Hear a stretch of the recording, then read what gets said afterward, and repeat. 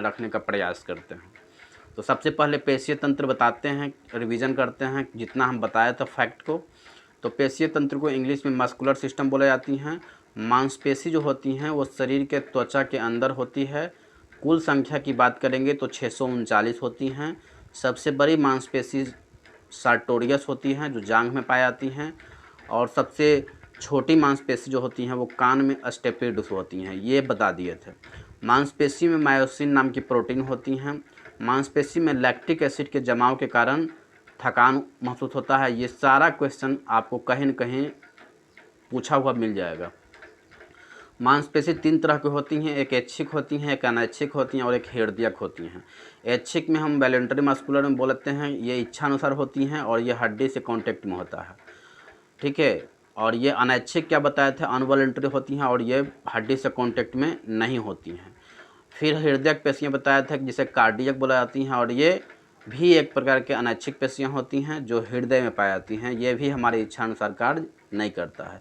एक मांसपेशी को दूसरे मांसपेशी जोड़ने के लिए सेलेक्सोर नाम की एक पेशी के कारण सिकुड़ता है, जबकि एक्सटेंसर नामक पेशी के कारण फैलता है। इतना हम क्वेश्चन आपको बता दिए थे। पेशीय तंत्र से मात्र इतना ही क्वेश्चन आपको पूछा जाता है। क्या? इतना ही क्वेश्चन आपको पेशीय तंत्र से पूछा जाता है। जितना क्वेश्चन पूछा गया था वो सारा क्वेश्चन हम करवा दिए हैं, तो आपको टेंशन की आवश्यकता नहीं है, क्योंकि इस चैनल का पर्पस ही है कि वही चीज़ पढ़ेंगे जो एग्ज़ाम में पूछा गया है, और उसको एक टॉपिक के माध्यम से बताया जाएगा, न कि आपको सिर्फ जैसे तैसे बता दिया जाएगा, बिना लिंक का बता दिया जाएगा। नहीं, वो टॉपिक से रिलेटेड होगा। ख़ास बात ये हो जाता है, इस चैनल का ख़ास यही से हो जाता है कि आपको उस टॉपिक से कनेक्ट करके हो जाता है, तो बहुत बेनिफिट हो जाता है यहाँ पर, क्योंकि आपको कुछ करना नहीं पड़ता है और आपको हर तरह के क्वेश्चन आपको देखने को मिल सकता है जो क्वेश्चन पूछा गया ऑलरेडी होता है, ठीक है। तो आज का वीडियो स्टार्ट करते हैं। आज का वीडियो थोड़ा लेते हैं डाइजेस्टिव, क्या डाइजेस्टिव सिस्टम के बारे में हम लोग आज पढ़ेंगे। थोड़ा बहुत जानकारी देंगे, ज़्यादा जानकारी नहीं देंगे, क्योंकि ज़्यादा जानकारी भी कभी कभी दिक्कत हो सकता है। इसलिए उतना ही पढ़िए जितना कि आपका दिमाग कैरी कर पाए। ज़्यादा पढ़ने से ज़्यादा फ़ायदा नहीं होगा, नुकसान होगा। इसलिए ज़्यादा मत पढ़िए, थोड़ा सा पढ़िए, उसी को याद रखना है। और जब तक याद नहीं होगा तब तक उस चीज़ को पढ़ने से कोई फ़ायदा नहीं है। आपको याद करने का तरीका होना चाहिए, आपको याद करने का कोई वे होना चाहिए, ताकि आपको जो क्वेश्चन पूछा जाए तो आपको सोचने की आवश्यकता ना पड़े। वहाँ पर आसानी से जब याद रहेगा तो आप आसानी से कर लोगे। तो आज डाइजेस्टिव सिस्टम, जिसे पाचन तंत्र हिंदी में बोलते हैं, उसे पढ़ने का प्रयास करते हैं, उसे सीखने का प्रयास करते हैं, उसे समझने का प्रयास करते हैं। और जितने भी क्वेश्चन बनेगा ये सारा डाइजेस्टिव सिस्टम में आपको बता दिया जाएगा। तो वैसे अंग जो भोजन को पचाता है, क्या वैसे अंग जो भोजन को पचाता है, क्या भोजन को पचाता है या पचाने में सहायता करता है। अर्थात क्या बोल सकते हो कि जो हम भोजन खाते हैं, क्या जो भोजन हम खाते हैं उसको टुकड़ों में तोड़ता है, क्या टुकड़ों में तोड़ता है, और टुकड़ों में तोड़ने के बाद वो उसका पचाने वाली जो स्थान होता है, जो आहार नाल बोला जाता है उसको, उस आहार नाल में कुछ एंजाइम्स को सिक्रीट करता है, और एंजाइम को सिक्रेशन होगा तो वो भोजन जो आप खाए हो वो छोटी छोटी मात्रा में कन्वर्ट हो जाएगा, और जिससे पचने में सहायता होता है, ठीक है। तो ये पाचन तंत्र लगा हुआ, इसका मतलब सिस्टम है ये। और सिस्टम का काम क्या होती हैं कि वो चीज़ों को सॉर्ट कर देता हो। वो चीज़ों को क्या कर देता है, सॉर्ट कर देता है। मीन्स कि यदि भोजन ही खाए हम, तो भोजन हम अगर दांत नहीं चबा पाता है तो अंदर पेट में एंजाइम जो होती हैं वो तोड़ देता है, वो सॉर्ट कर देता है चीज़ों को, और जब चीज़ों को सॉर्ट करेगा तो पचने में आसानी हो जाएगा। तो तंत्र है, बहुत सा अंग मिलकर काम करेंगे। तंत्र का मतलब यहाँ पर क्या है, बहुत सा अंग मिलकर काम करेंगे। सिर्फ एक अंग से नहीं हो जाएगा, बहुत से अंग मिलेंगे और बहुत से अंग कार्य करेंगे, और तब आपका वहाँ पर काम सफल होगा, ठीक है। तो पाचन तंत्र में क्या होता है कि जो भोजन हम खाते हैं उसको पचना होता है, क्या उसको क्या करना होता है, पचना होता है। और जब पच जाएगा तो वही रस बनेगा और ब्लड, धातु, ये सब बनना स्टार्ट हो जाएगा, ठीक है। तो सबसे पहले मेरा काम क्या है कि उस भोजन को पचाना है, क्या उस भोजन को क्या करना है, पचाना है।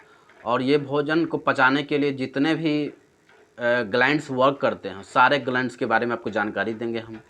जहाँ जहाँ ये भोजन जाएगा वहाँ वहाँ के विषय में हम लोग बताने का प्रयास करेंगे। तो हर चीज़ आपको जानकारी होगा, आप डॉक्टर के रूप में कार्य करने लगेंगे आज के बाद। क्या? आज के बाद डॉक्टर के रूप में कार्य करने लगेंगे, ये मुझे आशा है। आपका भोजन पचने लगेगा। कल से जो भोजन नहीं पचता था, आज से भोजन पचने लगेगा।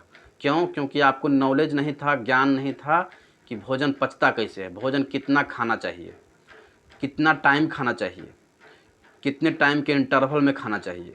इन सारे फैक्ट को हम जानकारी आपको देंगे। और आज के बाद हम आपको बता दें कि कभी भी आपको भोजन अपच नहीं होगा। क्या? भोजन अपच नहीं होगा। अपच के मतलब क्या होता है कि भोजन पच ही नहीं रहा है। तो आज के बाद मैं भोजन को पचाने का हर एक टिप्स देने का प्रयास करूंगा। तो चैनल से जुड़ जाएं, चैनल को सब्सक्राइब करके बेल आइकन को ऑन कर लें। सबसे पहली बात है कि पाचन जो होती है वो 2 भागों में बटा होता है। इतना जान लीजिए कि पाचन कितने भागों में बटा होता है, तो 2 भागों में बटा होता है, जिसे हम आहार नाल बोलते हैं, जिसे एलिमेंट्री कैनाल के नाम से इंग्लिश में बोला जाती हैं, और एक होती हैं संबद्ध पाचक ग्रंथि, यानी कि कुछ ग्रंथियां होती हैं जो भोजन को पचाने के लिए पर्याप्त होती हैं। ठीक है, तो उस ग्रंथियां के बारे में भी हम लोग पढ़ेंगे, ताकि आपको ये पता चल जाए कि कौन सा ग्रंथि को सिक्रीट करता है जिससे भोजन पचता है। ठीक है, तो पहला जगह कौन सा है? आहार नाल है। और दूसरा क्या है? दूसरा है पाचन ग्रंथि या पाचक ग्रंथि के नाम से जाना जाता है। ये 2 फैक्ट है, 2 जगह है जहाँ पर भोजन जाता है और जाने के बाद पचना स्टार्ट होता है। बस इसका खेला इतना ही होता है। अब इसी 2 जगह में भोजन पचता है, सड़ता है, गलता है, कुछ भी हो, यहीं पर होता है। ठीक है, अब हम बारी बारी से आपको समझाने का आगे प्रयास करेंगे। बस इतना जान लीजिए कि पाचन तंत्र 2 भागों में बटा होता है, जिसे हम आहार नाल बोलते हैं और संबद्ध पाचक ग्रंथि बोलते हैं। आहार नाल को इंग्लिश में एलिमेंट्री कैनाल बोला जाती हैं। ये मुख गुहा क्या है? और ये जो मुंह के अंदर जो एक गुहा है, क्या है गुहा? गुहा मतलब क्या होता है? खाली स्थान। क्या? गुहा मतलब क्या होता है? खाली स्थान होता है। यानी कि मुख गुहा मतलब क्या हो? मुंह के अंदर जो गुहा है, यानी कि मुख के अंदर जो खाली स्थान है उसको मुख गुहा बोलते हैं।